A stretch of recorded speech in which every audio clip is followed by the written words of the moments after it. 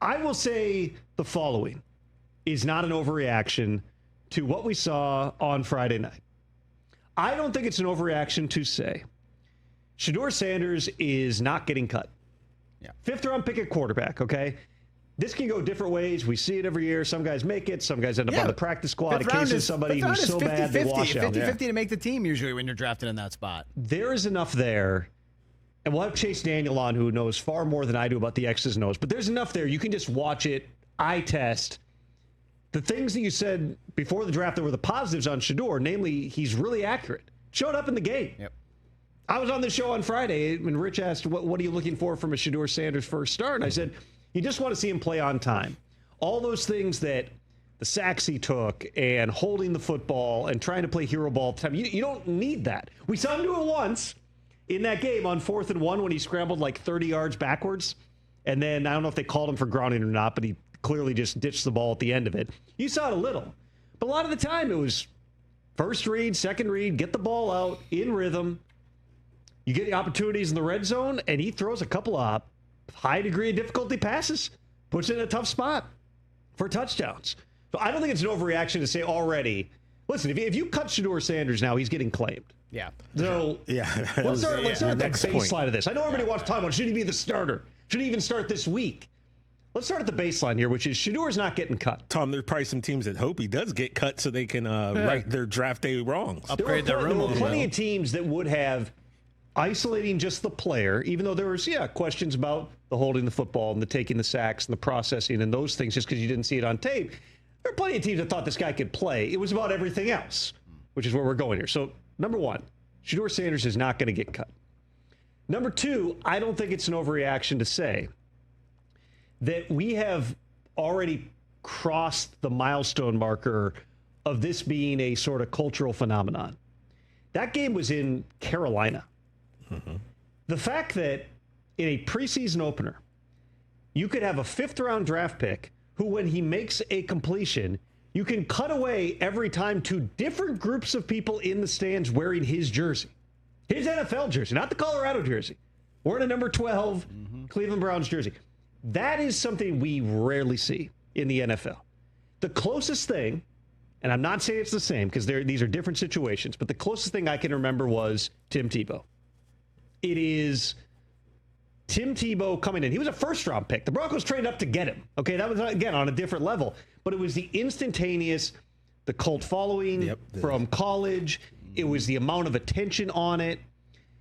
The only way that the Broncos ultimately, 3 years later, could move on from Tim Tebow was to sign Peyton Manning, who was only available because he had a broken neck. Yeah. Okay? That's what it took to get you out of it. Rich always calls it the bloodless coup that John Elway pulled off to end Tebow time. It had to be. That's the only way you could do it was you need to sign somebody that people would be equally excited about. And even though Peyton Manning's arm was barely attached, he threw like 55 touchdowns his first year in Denver. His first year was unbelievable in Denver. I was at that opener, and he threw, was it 6 or 7 touchdowns? Against the 7 Ravens. touchdown passes, and it was just an absolute butt-kicking. And that was a weird game, too, because the Ravens coming off a Super Bowl, but the Orioles had refused to change the schedule because they share a parking lot in Baltimore. Correct. And so they, defending champs, went on the road to Denver. Oh, by the way, Peyton Manning's debut, unbelievable. And 55 touchdowns, I believe, was the number that season. Yeah. And that's what it took to make people not be talking about Tim Tebow. It's going to be similar with Shedeur, and I don't know that Joe Flacco has 55 touchdowns in him. Left in his career or this season? I mean, 2-3 years maybe. If you get 30 touchdowns out of Joe Flacco, you're pretty happy. So now Kevin Stefanski's in a tough spot here because realistically going into this thing, you are not thinking it's likely that Shedeur Sanders is going to be your starting quarterback, okay?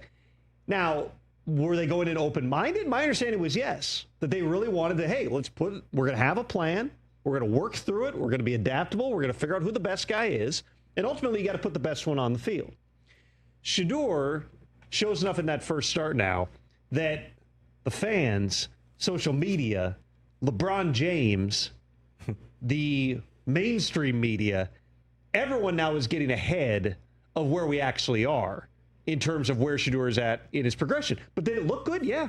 There were some really good things that he did on the field, and it makes you wonder, okay, Are you better off putting Joe Flacco on the field this Saturday night against the Eagles, who probably aren't going to play their guys? Mm-hmm.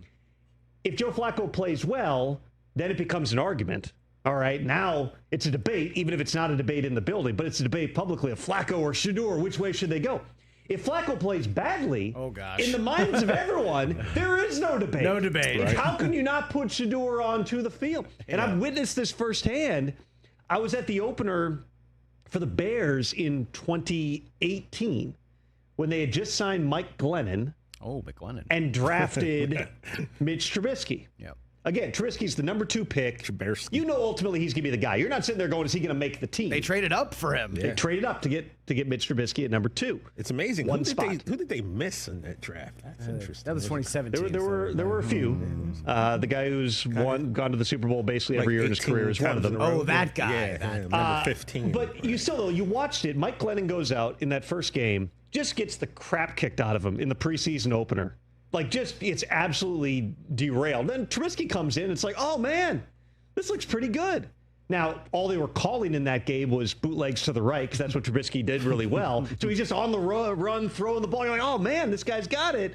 We got to, the halftime of week 2, and Mike Glennon was out of the lineup, and Trubisky was in, and went to the Pro Bowl that year, went to the playoffs, I might add. If not for a double doink, they're winning a playoff game, and the entire Trubisky Matt Nagy legacy might be rewritten, but I digress. Doink, doink. But that's what it reminds me of, is now, if Flacco goes and plays badly, now you're really fighting the uphill battle of, hey, this is the plan. We're going to go with the veteran. Kenny Pickett's still not ready.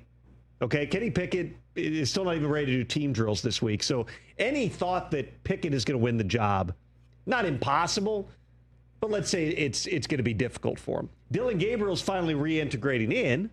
You also now run that risk of, well, let's say Dylan Gabriel doesn't go out and play well, or even if he does. Everything is now shaped through the lens of a highly publicized preseason debut for one guy in Shedeur Sanders, who may or may not actually end up being the starter when you come out on the other side of this. And the most difficult things for teams to do, and this happens every year when you've got guys who are drafted higher, right? Guys you signed in free agency. The hardest thing to do is to sit there and say, well, we are going to have to do the thing that goes against what people in the public think. We have to do what's right for this team. And if anybody has experience in that, it's Kevin Stefanski, who's a 2-time NFL Coach of the Year in Cleveland. Mm-hmm. Has there been a year that's gone by in Cleveland that's just been normal since Stefanski got there? Well before that, too. But his first year is COVID.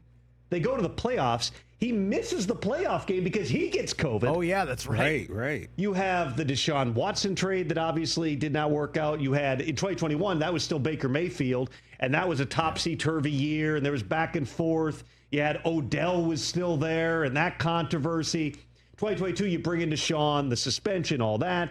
23, it's an injury to Deshaun. 24 is an injury to Deshaun. 23, you still make a playoff run.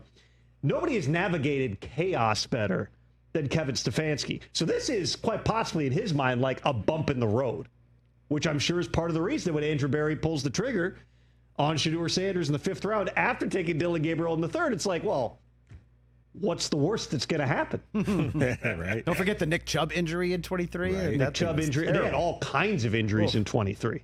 They were unbelievably beat up. I believe they started 5 quarterbacks that year. I can't even off the top of my head name all of them. Deshaun Watson was one. Jeff Driscoll was one. I haven't. Let's go. Jeff Driscoll. Yep. Right. Deshaun Watson. Flacco. Obviously Flacco. Can you name the other 2? Was Snoop Huntley there that year? Incorrect. No, he was still on the Ravens. He I'm was just there going to last year. say Now he's Josh back. Jackson just because why not? Josh Johnson. No, guys with 3 names. Dorian Thompson Robinson. Correct. And not T.J. Jefferson, but P.J. Walker. P.J. Walker. They went to the playoffs with that group. Flacco went 4-1 and was comeback player of the year, right. coming back from the couch. It's unbelievable.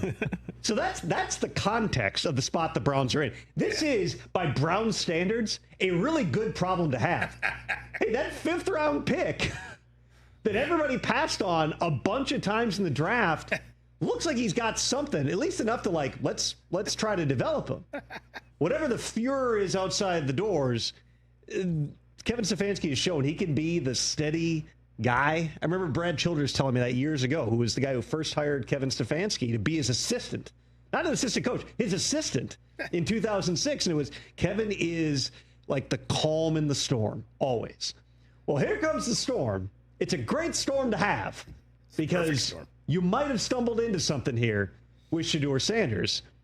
The next storm is, who do you roll out there on Saturday, and how do you handle whatever the reaction is, good or bad, as this thing moves forward? Catch the Rich Eisen Show live weekdays from 12 to 3 p.m. Eastern on Roku Sports Channel in the U.S.